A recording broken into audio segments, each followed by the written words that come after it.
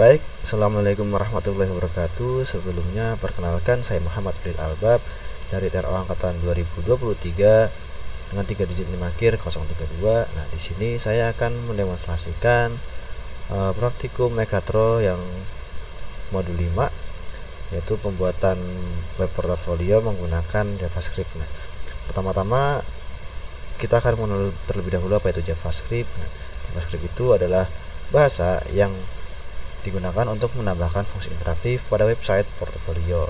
Nah, dalam pengembangan website ini JavaScript itu bisa berperan dalam mengelola interaksi pengguna, lalu memanipulasi elemen halaman, meningkatkan pengalaman pengguna melalui berbagai fitur dinamis. Nah, dengan JavaScript, website tidak hanya menampilkan informasi yang secara statis, tapi juga dapat merespon tindakan penggunaan seperti klik tombol, lalu perpindahan menu navigasi, pengisian formulir maupun efek animasi pada halaman. Nah, selanjutnya untuk pada proyek portofolio itu, JavaScript digunakan untuk menghubungkan struktur halaman yang dibuat dengan HTML dan tampilan yang dirancang menggunakan CSS sehingga menghasilkan website yang lebih responsif dan menarik. Dan itu JavaScript juga memungkinkan pengembang untuk mengubah konten halaman secara otomatis tanpa membuat ulang seluruh halaman, sehingga proses ini menjadi lebih efisien dan dinamis. JavaScript juga biasanya digunakan untuk seperti melakukan validasi data pada formulir yang dimasukkan pengguna telah sesuai sebelum diproses lebih lanjut. Selanjutnya, selain mendukung interaktivitas, JavaScript juga memiliki peran penting dalam meningkatkan kualitas antarmuka pengguna melalui berbagai efek visual seperti animasi saat scrolling, transisi antar halaman, dan penampilan elemen secara bertahap ketika halaman dibuka. Nah, dengan menggunakan JavaScript ini, website portofolio menjadi lebih modern, lebih hidup, dan memberikan pengalaman yang baik bagi pengguna yang menggunakannya. Seperti itu. Nah, selanjutnya ini merupakan yang saya buat portofolionya. Di sini ada back end dan front endnya ya. Nah, front end di sini ada indeks HTML dan folder foto.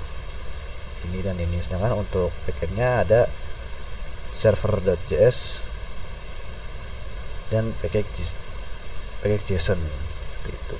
Nah, ini untuk foto profil yang ditampilkan dalam halaman web nanti, dapat kita lihat nanti. Ini untuk isi-isiannya, ini untuk indeksnya seperti ini. Untuk bagian indeksnya,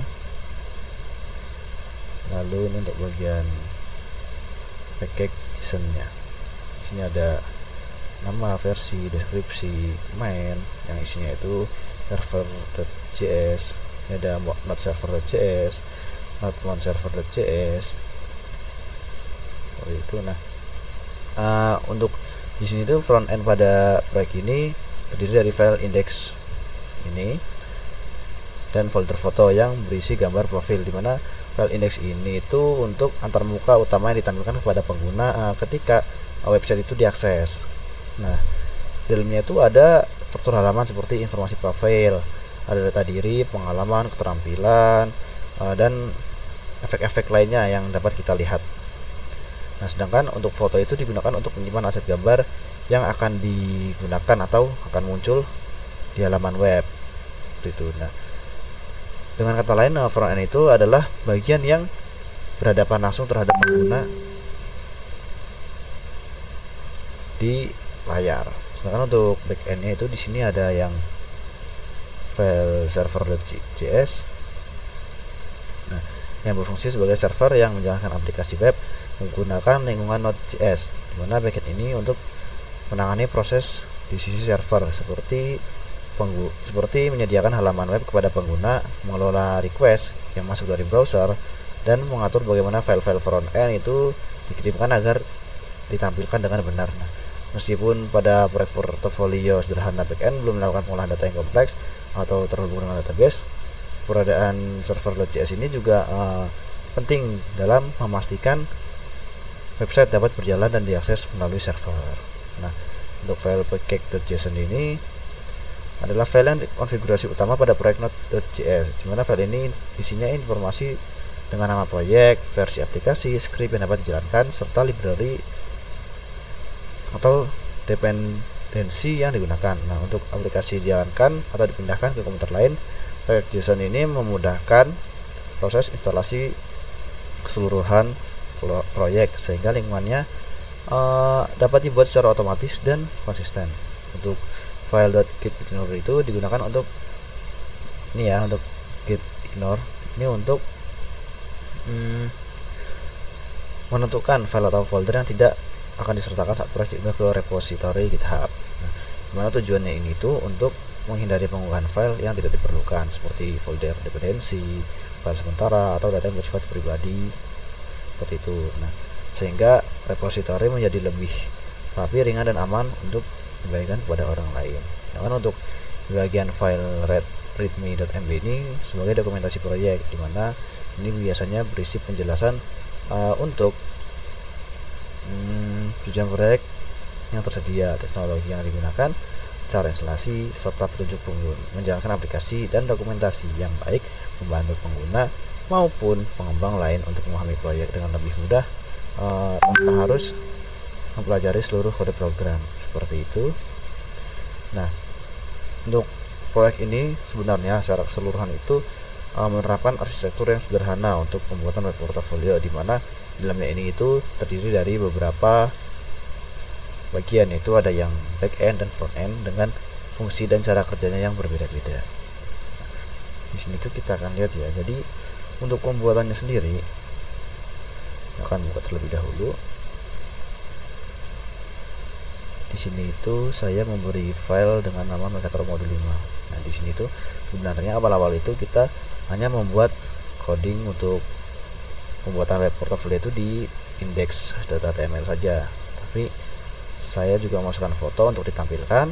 Lalu di sini saya juga masukkan CV untuk menjelaskan apa ya isi dari web portfolionya. Lanjutnya setelah itu kita unggah kan. Setelah diunggah itu kita masuk ke dalam ini, ke dalam GitHub, yang dimana nanti itu bisa kita tambahkan ke repository. Ini kita klik home. Nah, kita biasanya kalau mau menambahkan repository itu dengan cara klik new.